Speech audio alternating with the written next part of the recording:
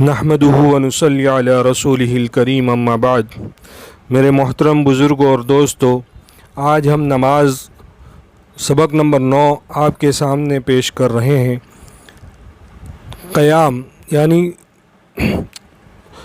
قیام نماز کی سب سے پہلی کیفیت اور ابتدا ہے، اور اس میں جسم بالکل بے حرکت اور ساکن سکون کے ساتھ ہوتا ہے۔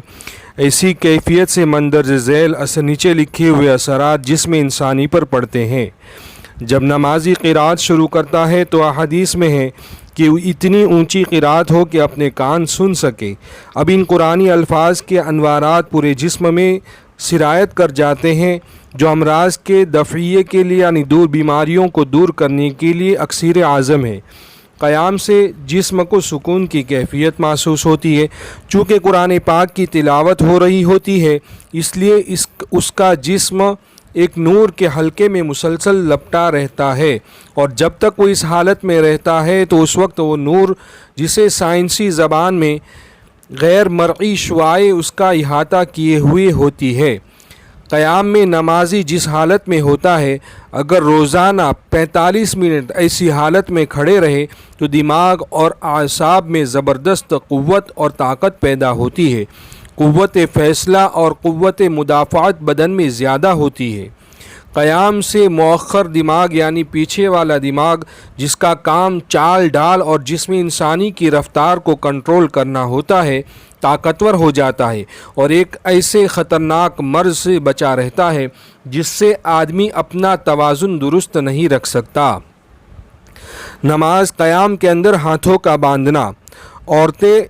عورتیں نیت کے بعد جب سینے پر ہاتھ باندھتی ہے تو دل کے اندر صحت بخش حرارت منتقل ہوتی ہے، اور وہ غدود نشو نما پاتے ہیں جن کے اوپر بچوں کی غذا کا انحصار ہے۔ نماز قائم کرنے والی ماؤں کے دودھ میں تاثیر پیدا ہو جاتی ہے کہ بچوں کے اندر انوارات کا ذخیرہ ہوتا رہتا ہے، جس سے ان کے اندر ایسا پیٹرن بن جاتا ہے جو بچوں کے شعور کو نورانی بناتا ہے۔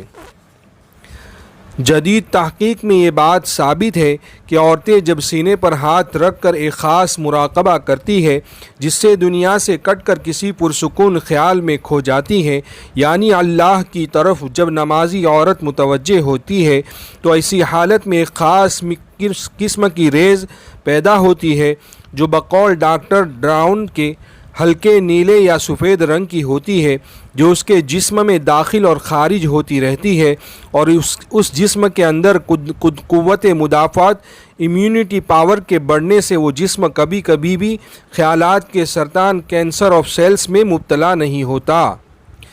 مرد جب ناف پر یا اس کے نیچے ہاتھ باندھتے ہیں تو جیسا کہ آپ نے پہلے سنا کہ دونوں ہاتھوں سے لہریں نکلتی ہے، جو کہ مثبت پوزیٹیو اور منفی نیگیٹو ہوتی ہے۔ اب ان لہروں کے امتزاج سے ایک خاص اثر ہوتا ہے جو ناف کے ذریعے نظام اعصاب تک پہنچتا ہے، جس سے گردے اور غدود قوی ہوتے ہیں، طاقتور ہوتے ہیں، جس سے جنسی قوت مردانہ طاقت میں اضافہ ہوتا ہے۔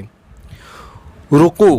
حکیم صاحب لکھتے ہیں کہ ایک مرتبہ پنڈی میڈیکل کالج کے پرنسپل ڈاکٹر محمد نواز صاحب نے فرمایا کہ میرے پاس ایک سرجن ڈاکٹر آیا جس کی بیوی بھی سرجن تھی۔ کہنے لگا، ڈاکٹر صاحب گھٹنوں اور کمر کا درد بہت زیادہ ہے، علاج بہت کیے ہیں لیکن افاقہ نہیں ہوا۔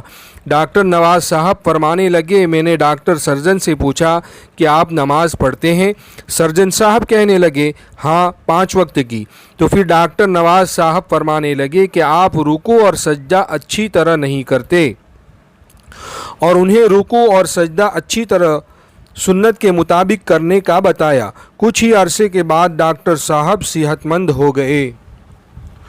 رکوع سے حرام مغز ریڑھ کی ہڈی اسپینل کورڈ کی کام کرنے کی طاقت میں اضافہ ہوتا ہے، اور وہ مریض جن کے اعضاء سن ہو جاتے ہوں وہ اس مرض سے بہت جلد افاقہ حاصل کر سکتے ہیں۔ رکوع سے کمر کے درد کے مریض یا ایسے مریض جن کے حرام مغز ریڑھ کی ہڈی میں ورم سوجن ہو جاتی ہو بہت جلد صحت یاب ہو جاتے ہیں۔ رکوع سے گردوں میں پتھری بننے کا عمل سست پڑ جاتا ہے، اور پتھری کا مریض جس کے گردوں میں پتھری بن گئی ہو رکوع کی حرکت سے بہت جلد نکل جاتی ہے۔ رکوع سے ٹانگوں کے فالج زدہ مریض چلنے پھرنے کے قابل ہو جاتے ہیں۔